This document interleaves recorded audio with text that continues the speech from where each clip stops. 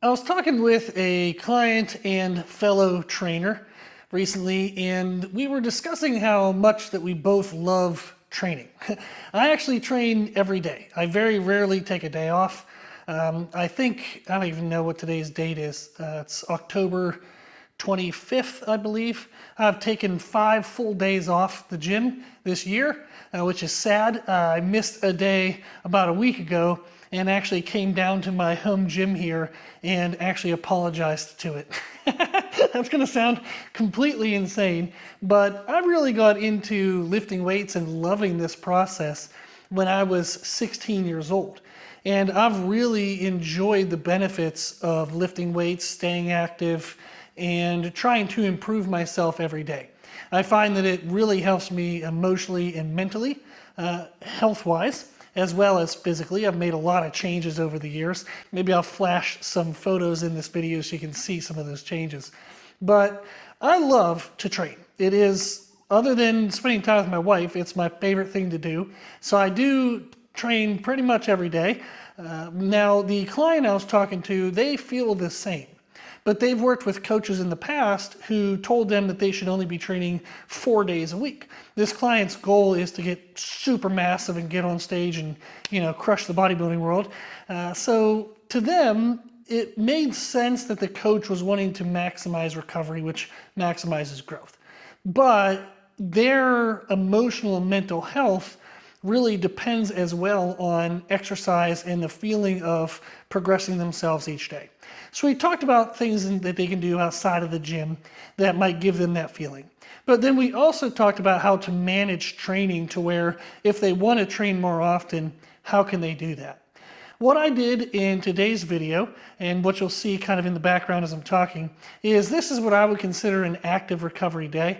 I did a little bit of rear delts and side delts. Delts is short for deltoids, which is your shoulder muscles. So I did the back side of my shoulders and the middle shoulders. And those were through just isolation movements, through variations of raises on the cable machine, super friendly on the joint. Nothing was super heavy. It was a challenging weight. It did challenge the tissue. It went past the pump. Like the contraction was actually really hard. And if I would have tried another rep or two, my technique would have failed. So I went to the edge of failure. But by doing an isolation movement, I was able to keep the weight load very minimal, which is minimal stress on the connective tissue and joints.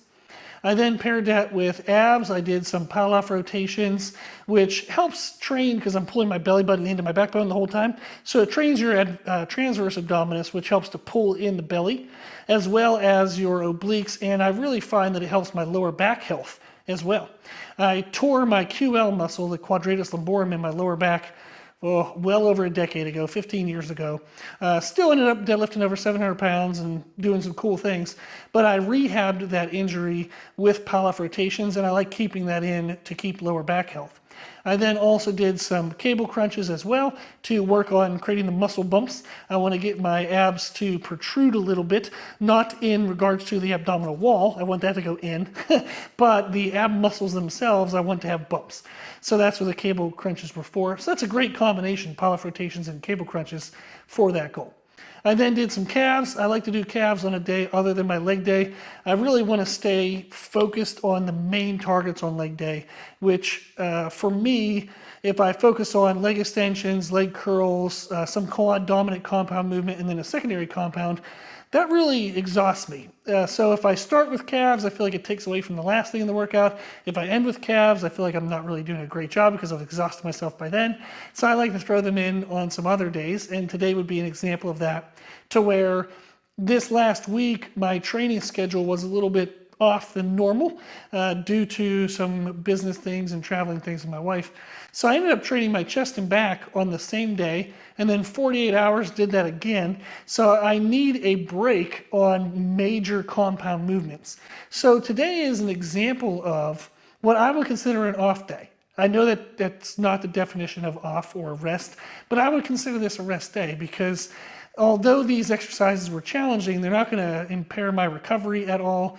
They don't exhaust me. There's nothing really systemically depleting. It doesn't exhaust a lot of calories, so it really isn't going to impair my food intake or anything like that.